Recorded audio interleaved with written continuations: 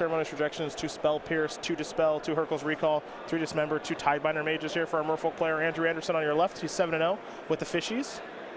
And then for Jonathan, he's got Ceremonious Rejections of his own, Relics, Runed Halos, Stony Silence, a Dispel, a Wear Tear, Rest in Peace, Anger the Gods, which is nice against Fish, Supreme Verdict, which is also nice against Fish, Vendilion Clique, and an Elspeth Sun's Champion, which is also nice against Fish. So we'll get an idea of how these players do sideboard here in just a moment. Yeah, I mean, the key for Andrew is to get that Vial on the board and just come out quick. Yeah. You know, he needs a couple of Lords early and then just back it up with all these counter spells that he brings in out of the board. Yeah, the Spell Pierces, the Dispels, those will be pretty good. But he doesn't have much past that. Relic Virginius might come in because he knows that Jonathan has Snapcaster Mage. So maybe those come in.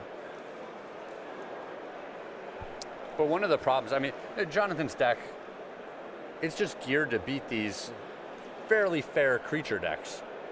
You know, he's got such efficient removal, and then he's got so much card advantage going on too, that it's hard for this Merfolk deck to get the jump on him too quick. You know, 4 Bolts, 4 Path Exiles, 3 Lightning Helix, Electrolyzes. You know, he just has so much early interaction that it's hard for me to foresee his doors just getting blown off. Well, Jonathan going to be taking a look at 6 cards here, it looks like in just a moment. Merfolk being 7-0, a bit of a surprise there, at least for me. I never give the Fishies enough credit, though. Fish is like a deck where the matchups where it's good and like can't possibly lose. The matchups where it's bad, it feels like it cannot possibly win. You think it's that lopsided? I feel like a lot of the time where it has like a bad matchup or a card it can't beat, it's just like, all right, I'm dead. You know, like in Snaring Bridge, it's like, all right, I can't win. Sure. Like that's just it. Yeah, the game 1 in Snaring Bridge. Yeah, it's all right. It's we're done. How could you show up with that card? Yeah. What the heck, man? There are some times where it just feels like it just has no chance, and there are other times where it's just like, man, I got paired against Merfolk. I can't win. We're underway. Curse Catcher. We'll go over to Jonathan. That is a very basic island. It's the most basic island. Hashtag basic. Taps for half a blue. Yeah. Basic.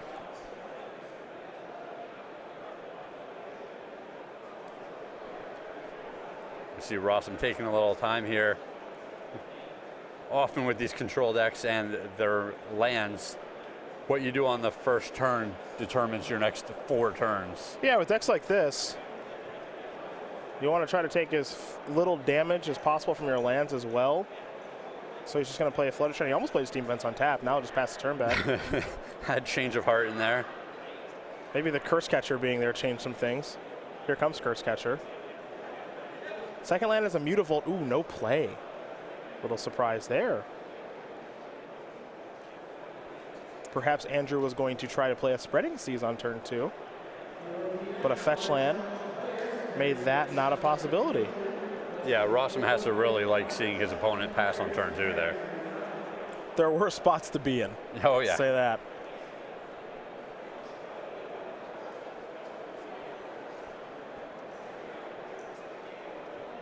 There's a Steam Vents. Pass the turn back. Let's go over to Andrew Anderson. Dispel the draw. In for 1 with Curse Catcher. Oh boy. Yeah, that's a rough one. That's bad news here for our Merfolk player. No third land, no creature to follow up, no lords, no nothing. Jonathan. Jonathan thinking about bolting again? Well, he untapped his tap land, and he tapped it again. He's tapped his untapped land, and he untapped it. Yeah. First couple of turns been a rough go. Just a little bit of indecision there. For John. That's okay, though. He's made it out alive at 17. Yeah, he's under a lot of pressure here. Cavern of Souls is here.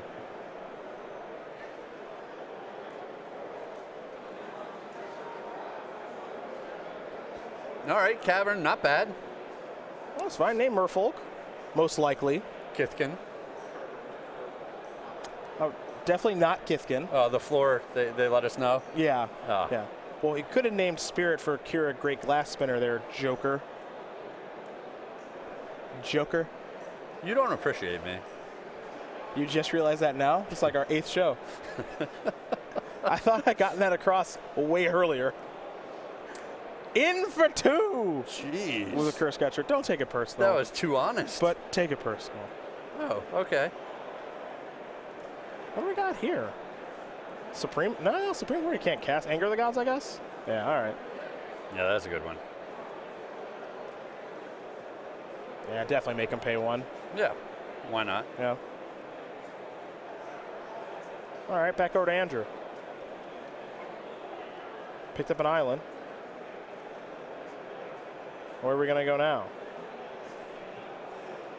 Looks like he has a spreading season there.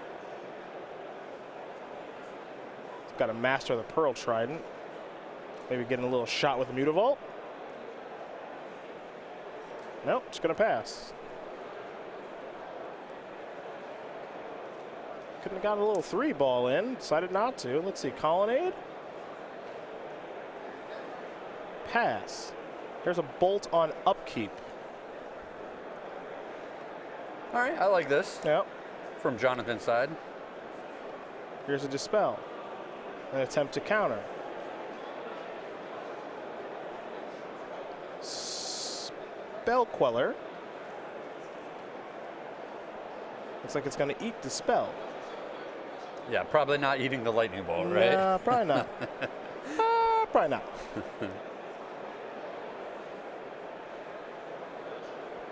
All right, Andrew. He'll draw. That all took place in his upkeep.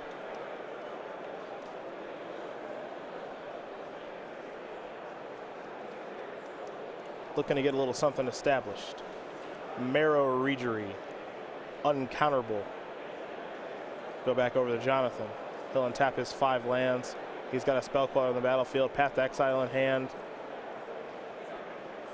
He might be pathing right now. He is. Andrew going to search up an island. Yeah, Jonathan not messing around here. He'll play a Flooded Strand, attack for 2 here with the Spell Queller. Got to bring Andrew down to 18. And we see just the value of these efficient spells where, you know, Andrew's playing such cheap creatures. He still has to spend more mana playing the creatures than his opponent spends removing them. So it's very possible that Anderson has had, you know, maybe another counterspell in his hand here, and he just hasn't had a chance to play it.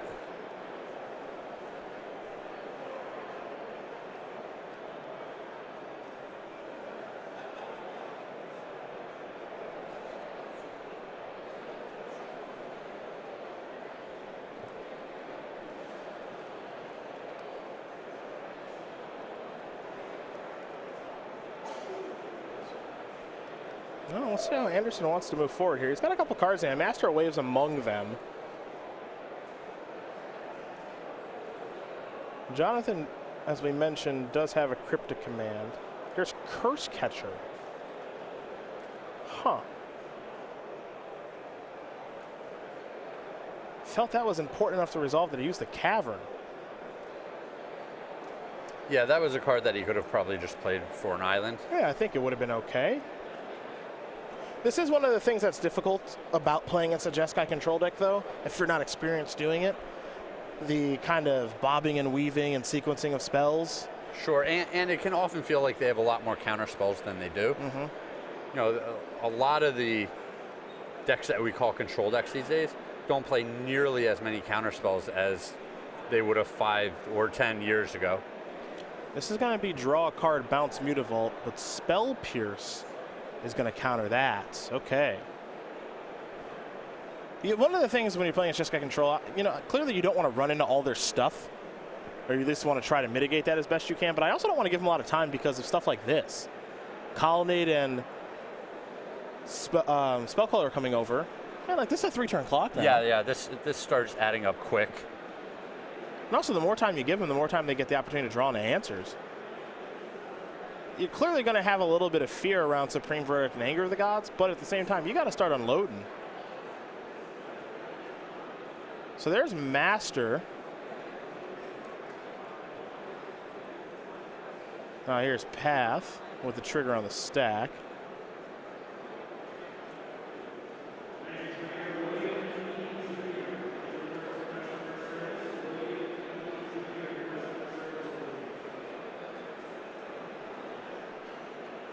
So Curse Catcher could make Jonathan pay one more, but he's got a Scalding Tarn at the ready.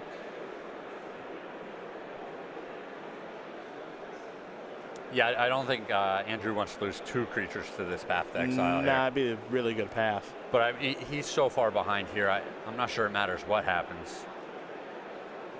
He's a search for a land. Truthfully, he needs to find a Spreading Seas or some way to deal with his Colonnade. Yeah, Spreading Seas would be very strong. That's the biggest problem right now. Well, and this is one of the problems with the Merfolk deck is they don't generate tons of card advantage. They draw extra cards with Silvergill Adept, and that's about it. Yeah. So once they're out of cards, he's just drawing 1 card a turn, and it's really hard to play catch-up in a situation like that. Just drawing 2/2s for 2. You know, this deck has to play from ahead. It's kind of what you see is what you get with the draw steps with Merfolk. You don't really get many extras. Here comes Mutavault and Curse Catcher. Jonathan's going to sacrifice that land pretty quickly. He'll search for a Hallowed Fountain. So it's 12-10. But right now, the Just Got Control players looking like he's in the driver's seat.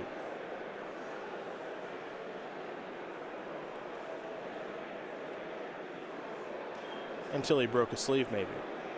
I think he thought he flipped it around while he was shuffling. Got it. If you've ever shuffled a deck with some cards going opposite directions and sleeves, it's not fun. It's not my favorite thing.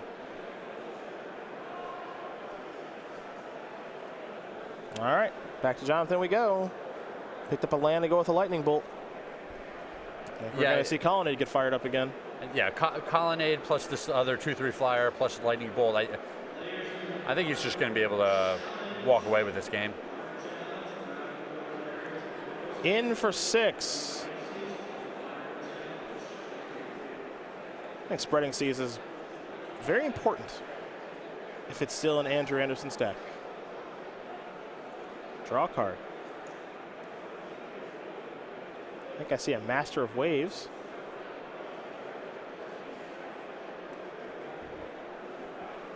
And something that's white bordered, which leads me to believe it's Lord of Atlantis. Yeah, there's not a whole lot of white border cards. Not really.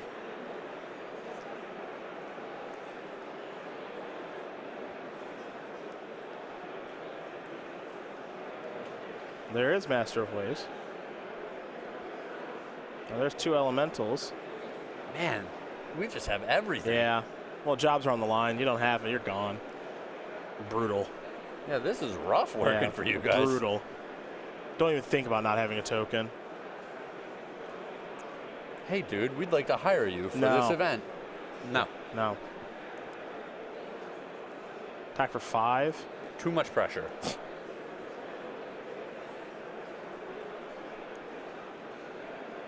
Jonathan with Lightning Bolt, the last card in his hand.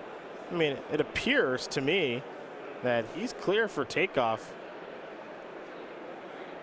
Yeah, just an attack for 4. Excuse me. Master Wave's going to pump Mutavault, but not Curse Catcher.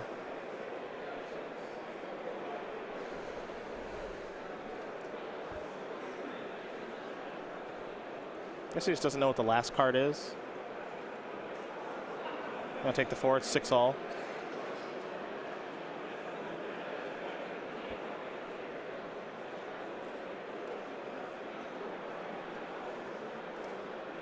Oh, he says, I'll Lightning Bolt you.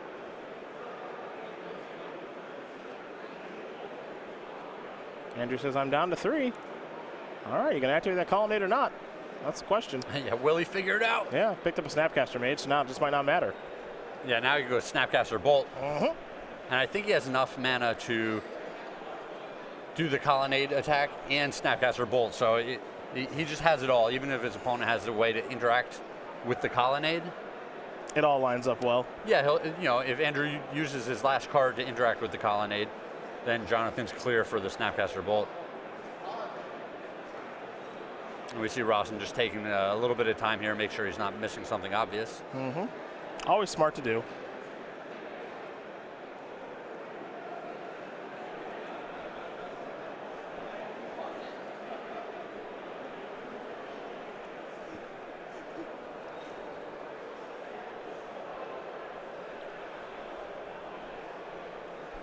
Just trying to think of what the card could be. Something like a Vapor Snag.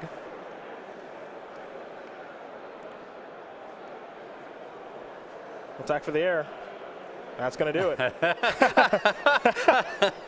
Jonathan Rosum's going to win this match. It's so funny that he's stressing about this when he just had everything. Yeah, but that's how it goes sometimes when you're getting deep into a tournament. Yeah.